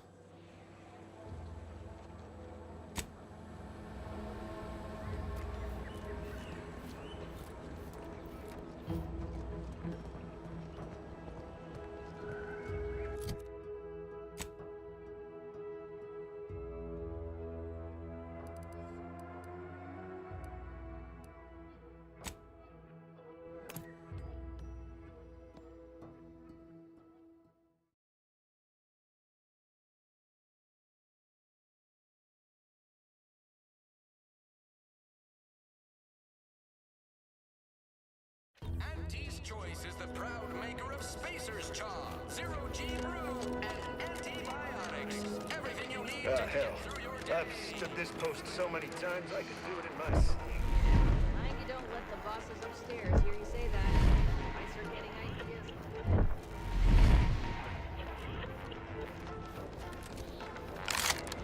People think I got ejected from the saloon because I'm 3 sheets to the wind. Well, maybe I am drunk. Drunk on bold ideas.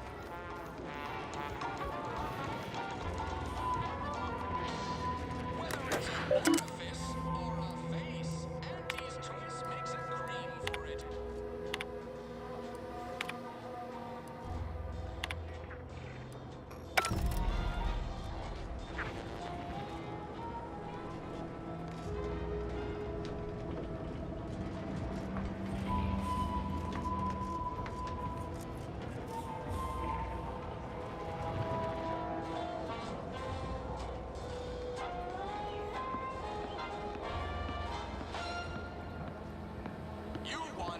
I got a job to do, and it ain't talking to out-of-towners. Auntie's Choice. With a door this tough, they must be storing something good in there. Yeah, guns, armor, probably. Have you two come to mock me like your fellow dullards? Perhaps if you rub together your only 2 brain cells, you might even come up with something approaching cutting. No. Wait. You're not some corporate simpleton, are you? On the contrary, you have the manner of an officer about you. Someone who understands the substantive weight of command.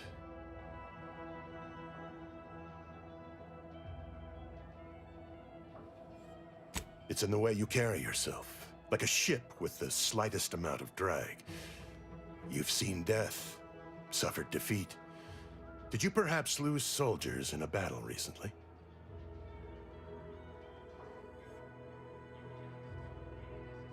Yes, I understand what you mean completely. Time does not always do the work we hope it will. It blunts the bitterness of failure, at best. Please, allow me to start over. I am Warden Sterling, dedicated servant of the Protector of Arcadia and caretaker of worlds, the Sovereign Henry Varick.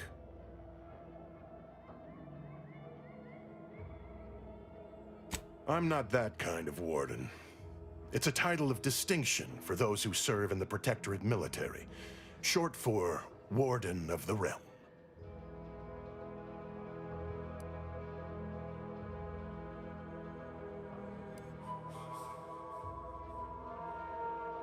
Manners. How refreshing.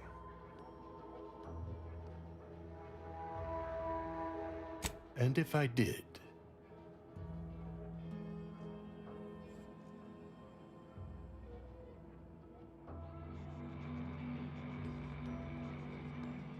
What a strange argument.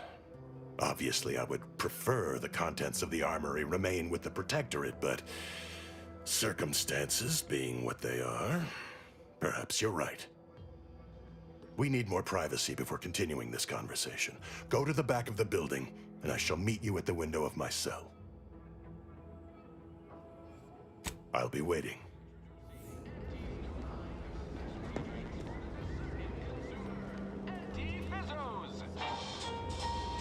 Fresh blood in the talent pool around here with these Protectorate defectors.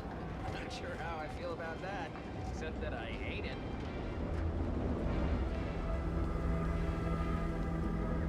We should be able to speak freely here without the risk of being overheard.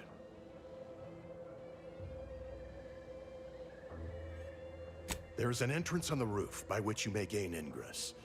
Had these 2 dolts bothered to do even the most cursory inspection, they'd have found it. I leave that to you to discover. Be grateful I offered you this much. That is all I have for you. I must recuse myself now, lest I draw undue attention and be subjected to another lecture on the benefits of the free market. Goodbye, and pray we never meet outside this constabulary. I will, of course, be required by duty to meet you as an adversary under such circumstances.